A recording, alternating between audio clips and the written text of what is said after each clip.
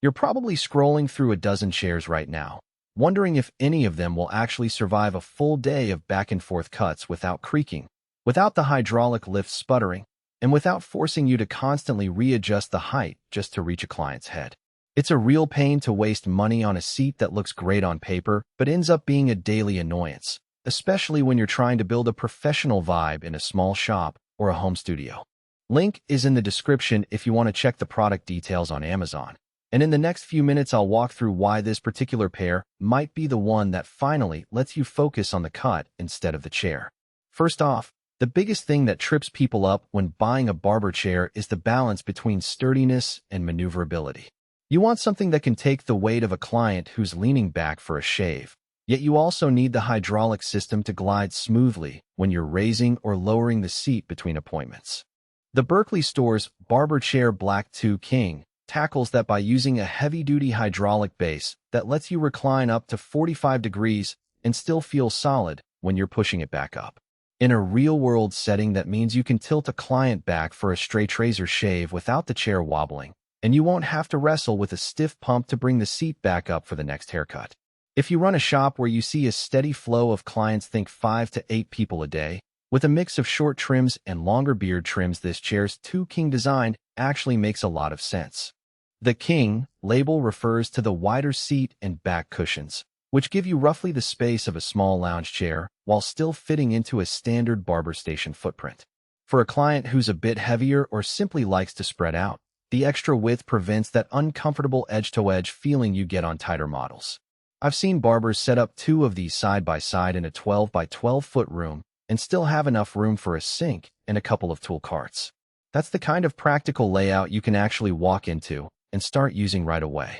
Now, who should skip this chair? If you're a hobbyist who only cuts friends on the weekends, you might find the hydraulic lift a bit overkill.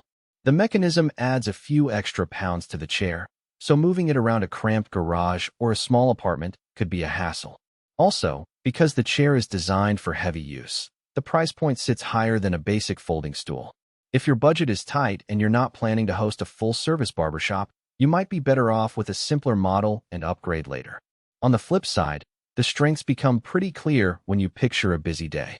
The adjustable height feature works without any complicated levers, just a smooth push on the hydraulic knob, and the seat rises or drops in a fluid motion. That's a real time saver when you have a client in a wheelchair who needs the chair at a lower height, or when you're switching between a teenage client and an adult. The armrests are also worth a mention. They're not the kind that stick out awkwardly and get in the way of a haircut. Instead, the inside dimension of the armrests keeps them close enough to the body that you can still access the side of the head for a trim, but they're still padded enough to give the client a comfortable place to rest their arms during a shave. A subtle but important weakness shows up when you start customizing the chair. The upholstery is a sleek black leather look that hides most scuffs, but it's not a full-grain leather. So if you're planning on using a lot of product sprays or have clients who tend to get oily hair, you might notice a slight sheen developing after a few weeks. It's not a deal breaker, but it's something to keep in mind if you want the chair to stay pristine for a showroom feel. Also, the Recline angle cap's at 45 degrees. For most barber services, that's plenty, but if you ever want to lay a client fully flat for a facial treatment or a full head shave that requires a deeper tilt, you'll need a chair with a deeper recline. That limitation is easy to miss until you try to position a client for a specific service and realize the chair just won't go any further. Another practical consideration is the assembly process. The chair arrives in a fairly large box with the 2 units bundled together, and you'll need a couple of friends or a sturdy dolly to get it into the shop. The instructions are straightforward, but you do have to tighten a few bolts on the base and connect the hydraulic cylinders before you can test the lift. If you're comfortable with a bit of DIY, this is an A.